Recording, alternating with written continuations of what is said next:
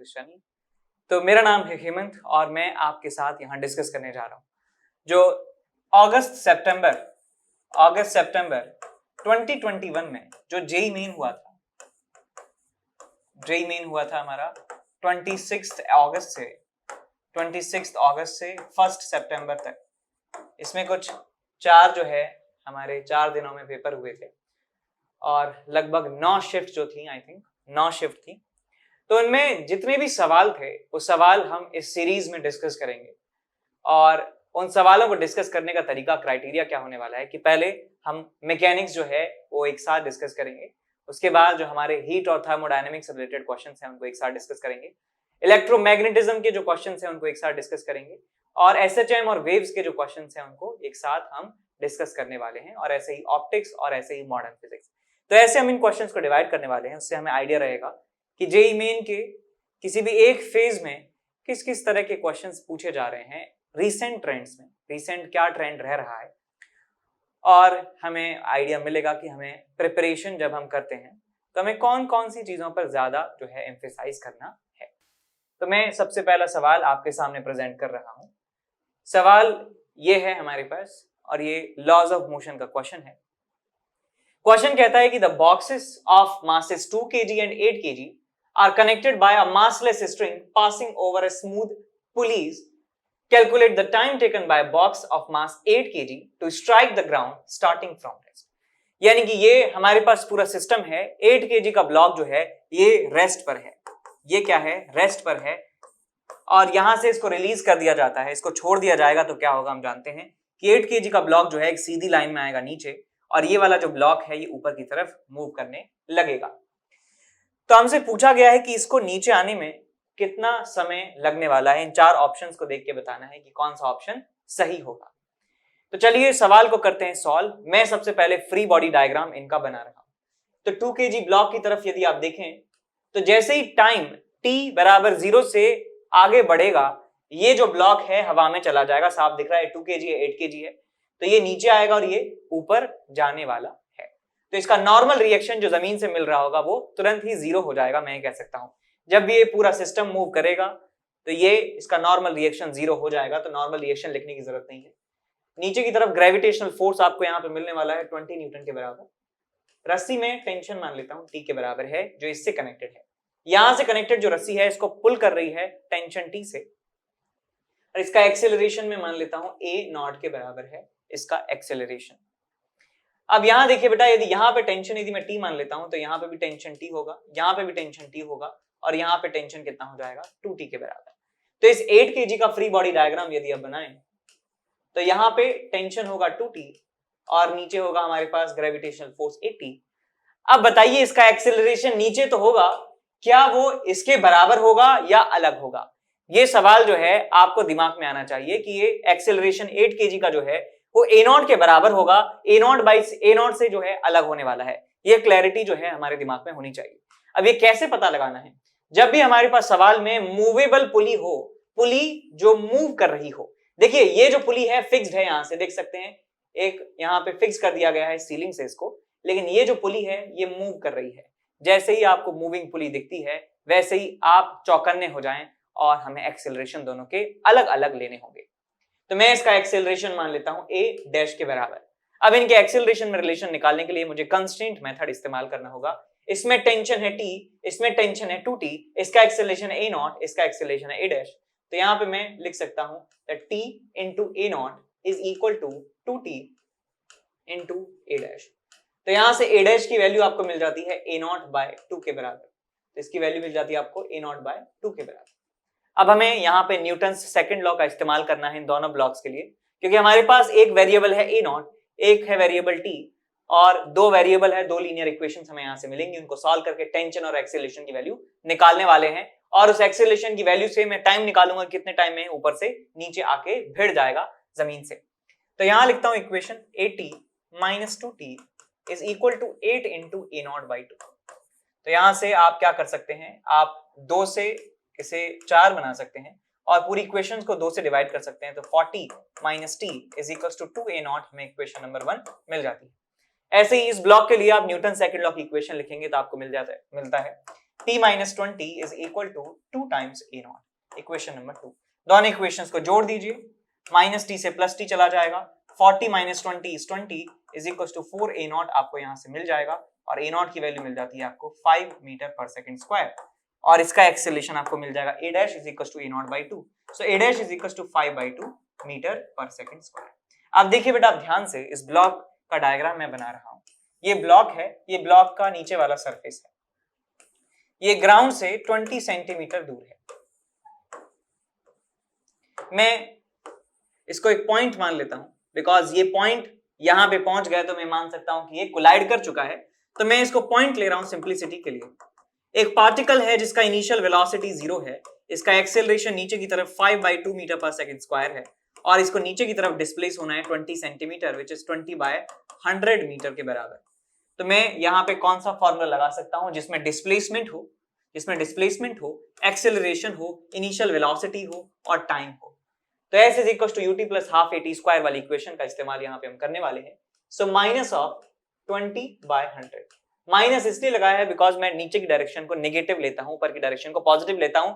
ये सिर्फ sign convention है, आप जो मर्जी चाहे ले सकते हैं, आप नीचे की तरफ पॉजिटिव ले सकते हैं, ऊपर की तरफ नेगेटिव ले सकते हैं डायरेक्शंस को, तो आपका आंसर उतना ही आएगा।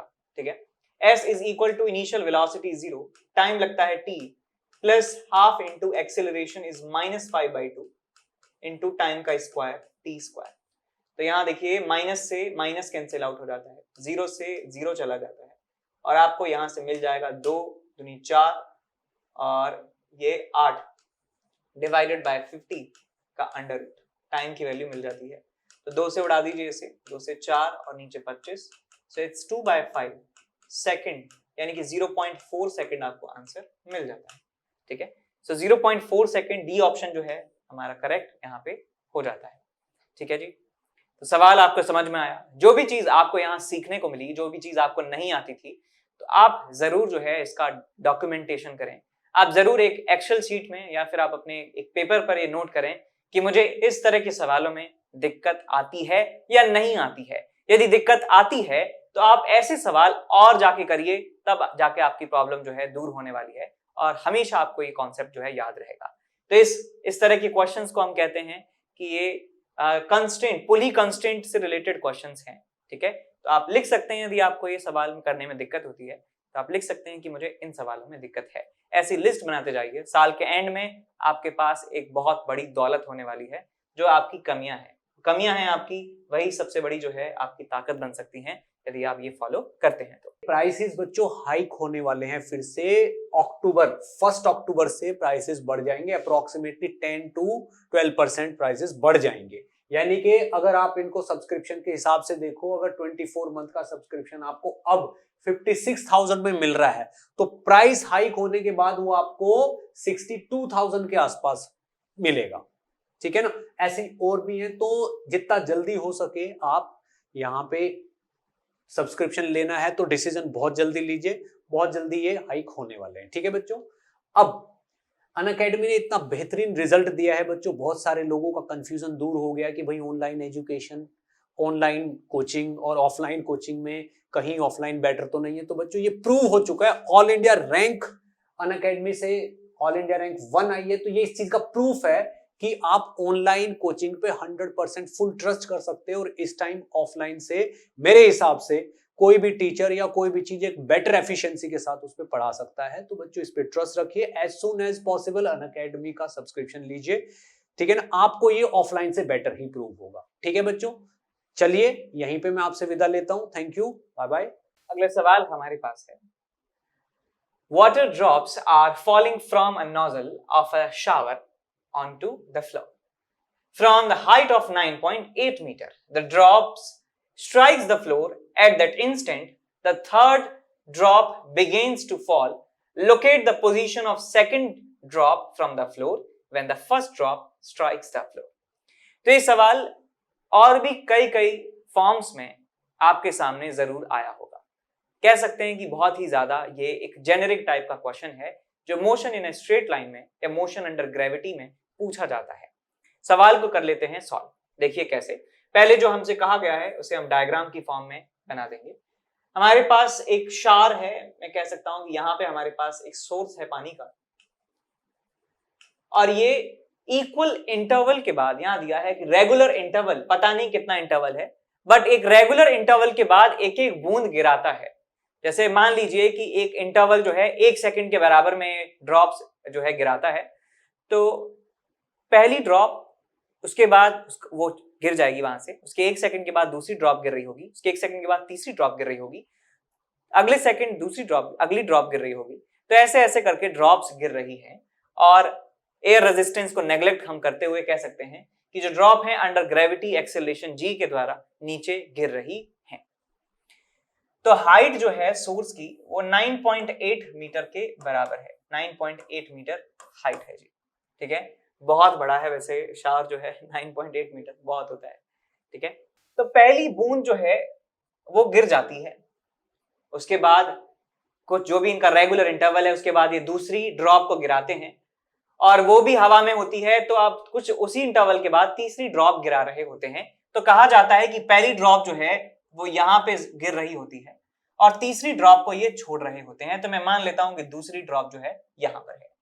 तो ये हमारी फर्स्ट ड्रॉप है, ये हमारी सेकेंड ड्रॉप है, और ये हमारी थर्ड ड्रॉप है। तो यहाँ पे ये मैं कह सकता हूं, ठीक है। यहां यदि मान लेता हूं कि t बराबर 0, इसको 0 सेकंड हुआ है हवा में रहते हुए, तो इसको कितना टाइम हो चुका होगा हवा में रहते हुए, मैं कह सकता हूं t is equals to, let's say उसे मैं डेल्टा टी नॉट में मान लेता हूं उस इंटरवल को, डेल्टा टी नॉट इंटरवल के लिए ये वाली ड्रॉप हवा में रही होगी, और मैं इसके बारे में कह सकता हूं कि ये जो है 2 times delta T not interval के बराबर टाइम के लिए हवा में रही होगी। क्वेश्चन कहता है कि ये जो है 9.8 मीटर नीचे आ जाती है स्टार्टिंग फ्रॉम रेस्ट, तो मैं इसके लिए लिख देता हूं, this drop has travelled 9.8 metre in downward direction in how much time, 2 times delta T naught. तो डेल्टा टी नॉट की वैल्यू हमें यहां से मिल जाने वाली है, तो मैं फॉर थर्ड ड्रॉप लिखूंगा, या फॉर फर्स्ट ड्रॉप कह सकते हैं। For first drop S is equal to u t plus half eighty square formula इस्तेमाल करने पर आपको मिलेगा displacement is minus of 9.8, initial velocity 0, time कितना हुआ है 2 times delta T naught plus half into acceleration is minus of 9.8 into t का square which is 4 times delta T naught का स्क्वायर। तो यहां बेटा आप क्या कर सकते हैं, तो 0 हो गया हमारे पास, माइनस से माइनस चला गया, 9.8 से 9.8 चला गया, 2 से चला गया 2 बार, तो आपको डेल्टा टी नॉट की वैल्यू मिल जाती है 1/√2 के बराबर। सो ये आपको डेल्टा टी नॉट मिल जाता है। अब हमसे पूछा गया है कि आप फर्स्ट जो सेकंड ड्रॉप है इसकी पोजीशन बताइए, कहां से, फ्लोर से बतानी है कि कितनी डिस्टेंस पर होगा। तो मैं क्या कर सकता हूं कि मैं ये वाली डिस्टेंस निकाल सकता हूं S2, और मैं 9.8 में से माइनस कर देता हूं S2 को, तो मुझे अपना आंसर मिल जाएगा कितना होगा। तो पहले मैं S2 निकाल लेता हूं कि delta T not time interval में कितना नीचे आ चुका है। तो यहां से आप S1 निकालिए सबसे पहले, S1 S2 is equal to 0 ut plus half eighty square, initial velocity 0 plus half into acceleration minus 9.8 into T square which is 1/2। So आपको मिल जाता है minus of 9.8 divided by 4 S2। Magnitude की बात करें तो मिल जाएगा 9.8/4। हमें निकालना क्या है, 9.8 माइनस 9.8/4, तो ये डिस्टेंस होने वाली है सेकंड ड्रॉप की फ्रॉम द फ्लोर, H2 में से कह देता हूं। तो 9.8 को कॉमन ले लेंगे तो 1 माइनस 1/4 बच जाएगा, और यहाँ बच जाएगा 3/4। सो 9.8 इंटू 3/4। सॉल्व कर लीजिए इसे, 4 से गया ये 2 बार, 4 दूनी 8, 1 4 चौक 16, 1 2 5, इसको मल्टीप्लाई कर देंगे 15, 5 1 6 7 3 चौक 12, 1 6 7, 7.275 7.28 के आसपास जो है आपको आंसर मिल रहा है। 7.28 7.35 है, तो ये 4 जो है डी ऑप्शन जो है आपका सही हो जाता है। यहाँ पे कोई मिस्टेक करिए क्या हमने, 9.8 इंटू 3/4, तो यहाँ से 4 दूनी 8 हमने लिख दिया, और 1 18 बचा, 16 2, अच्छा यहाँ पे 2.45 आ जाता है, कैलकुलेशन में मिस्टेक किया है यहाँ पे, और ये आपको मिलेगा 3 15 5 12 13 3, और 1 4 और 1 2 3 दूनी 6 और 1 7, 7.35 आ जाएगा। ठीक ठीक है। अब ये सवाल जो है, इस सवाल, ऐसे सवाल काफी सारे आपने करे होंगे, यदि सवाल में दिक्कत आई है तो प्लीज आप इस सॉल्यूशन को दोबारा देख सकते हैं, या फिर इससे रिलेटेड जो भी सवाल आपके मटेरियल में, आपके पास जो प्रेजेंट मटेरियल है उसमें जो भी सवाल होंगे ऐसे तरीके के, उनको आप कर सकते हैं अभी के अभी सॉल्व। ठीक है, तो यहाँ हमारे पास अगला सवाल है। क्वेश्चन ये कहता है कि two disc have moments of inertia I1 and I2। Moment of inertia disc के आपको दिए हुए हैं I1 और I2 about their respective axis perpendicular to the plane passing through the centre. यानी कि जो नॉर्मल वाला जो एक्सिस होता है, जो हम मैक्सिमम टाइम यूज करते हैं कि ये डिस्क है, डिस्क के प्लेन के परपेंडिकुलर सेंटर से पास होने वाला एक्सिस है। ओके, दे मतलब यानी जो डिस्क है हमारी वो रोटेट हो रही हैं angular speed ω1 and ω2 respectively and are brought into contact face to face with their axis of rotation coaxial. अब एक डिस्क है ये जिसका मोमेंट ऑफ इनर्शिया I1 है, ये रोटेट हो रही है विद स्पीड ω1, और एक दूसरी जो डिस्क है जिसका एक्सिस और इसका एक्सिस जो है वो कोएक्सियल है, इसका मोमेंट ऑफ इनर्शिया I2 है और इसका जो एंगुलर स्पीड है वो ω2 है। इन दोनों को फेस टू फेस कांटेक्ट में लाया जाता है, यानी कि इसको इसके कांटेक्ट में लाया जाता है, ऐसे कांटेक्ट में लाया जाता है। The axis of rotation coaxial, the loss in kinetic energy of the system in the process is given by। तो जो भी प्रोसेस आगे होगा तो उसमें काइनेटिक एनर्जी का कितना लॉस होने वाला है ये हमें कैलकुलेट करना है। देखिए होगा क्या, ये ω1 और ω2 जो हैं अलग अलग स्पीड हैं, जैसे ही इनको हम टच करवाएंगे इनके बीच में एक रिलेटिव मोशन होने वाला है। रिलेटिव मोशन यदि होगा इनके बीच में तो इनके बीच में फ्रिक्शन जो है वो क्या करेगा, रिलेटिव मोशन को रोकने की कोशिश करेगा, और कुछ समय के बाद क्या होगा कि ये जो दोनों हैं कॉमन एंगुलर स्पीड जो है अचीव कर लेने वाली है। तो इनका टोटल मोमेंट ऑफ इनर्शिया हो जाएगा I1 प्लस I2 और इनका कॉमन एंगुलर स्पीड हो जाएगा लेट्स से ωc के बराबर। तो मैं इस पूरी प्रोसेस में कह सकता हूं कोई भी एक्सटर्नल टॉर्क नहीं लगा इस पूरे सिस्टम के ऊपर। यदि इसको मैं पूरा सिस्टम मान लेता हूं तो कोई भी एक्सटर्नल टॉर्क नहीं लगा है, तो पूरे सिस्टम का लीनियर मोमेंट एंगुलर मोमेंटम जो है वो कंजर्व होने वाला है। तो एंगुलर मोमेंटम कंजर्वेशन यहाँ पे मैं लगाऊंगा L initial is equal to L final. यहाँ लिखूंगा मैं I1 ω1 प्लस I2 ω2 और ये मिल जाएगा आपके पास I1 plus I2 into omega common. So ωc की वैल्यू आपको मिल जाती है I1 ω1 plus I2 ω2 divided by I1 plus I2। अब हमें क्या करना है, हमें निकालना है कि लॉस इन काइनेटिक एनर्जी कितना हुआ है, कितना काइनेटिक एनर्जी लूज हो चुका है, यानी कि टोटल काइनेटिक एनर्जी इनिशियल पूरे सिस्टम की minus total kinetic energy final जो है वो हमें मिलने वाला है काइनेटिक एनर्जी का लॉस। तो पहले इनिशियल काइनेटिक एनर्जी लिख देता हूं half into I1 into ω1 square, half को कॉमन ले लेते हैं, plus I2 ω2 square minus final kinetic energy which is half तो बाहर ले लिया, total moment of inertia I1 plus I2 into common omega का square which is how much I1 ω1 plus I2 ω2 divided by I1 plus I2 का square. अब इसको हमें solve करना है। देखिए half I1 ω1 square plus I2 ω2 square और इससे एक पावर इसकी चली जाएगी, तो यहाँ मिल जाएगा आपको I1 प्लस I2 और यहाँ मिलने वाला है माइनस में I1 square ω1 square minus plus I2 square ω2 square plus 2I1 I2 ω1 ω2। ठीक, नीचे डिनोमिनेटर में आ जाएगा आपके पास I1 प्लस I2। तो भैया ये आपको क्या मिलने वाला है सॉल्व करने पर, तो हाफ नीचे आ ही जाएगा, I1 प्लस I2 नीचे आ ही जाएगा और ऊपर मिलेगा, इसको मल्टीप्लाई करेंगे इससे I1 square ω1 square plus I1 I2 ω2 square plus I1 I2 ω1 square plus I2 square ω2 square और यह आ जाएगा माइनस ऑफ I1 स्क्वायर और I1 square ω1 square minus of I2 square ω2 square minus of 2I1 I2 ω1 ω2। तो ये आपको result यहाँ पे मिलने वाला है। तो I1 स्क्वायर ω1 स्क्वायर से I1 square ω1 square cancel out हो जाता है और I2 स्क्वायर ω2 स्क्वायर से I2 स्क्वायर ω2 कैंसिल आउट हो जाता है। I1 I2 कॉमन है, I1 I2 कॉमन है, I1 I2 यहाँ पे कॉमन है। सो ये ω2 स्क्वायर बचेगा I1 I2 हटाने के बाद, ये ω1 स्क्वायर बचेगा और ये माइनस ऑफ 2 ω1 ω2 मिलने वाला है। तो आप यहाँ से I1 I2 को बाहर निकाल लीजिए, आपको मिलेगा यहाँ से ω1 माइनस ω2 का square divided by I1 plus I2 और नीचे आपके पास 2 भी है। तो ये जो ऑप्शन मैच हो रहा हो वो आप टिक कर सकते हैं। I1 I2 upon 2 times I1 plus I2 ω1 minus ω2 का स्क्वायर। तो I1 I2 अपॉन 2 ये सी ऑप्शन जो है आपको सही मिल जाएगा।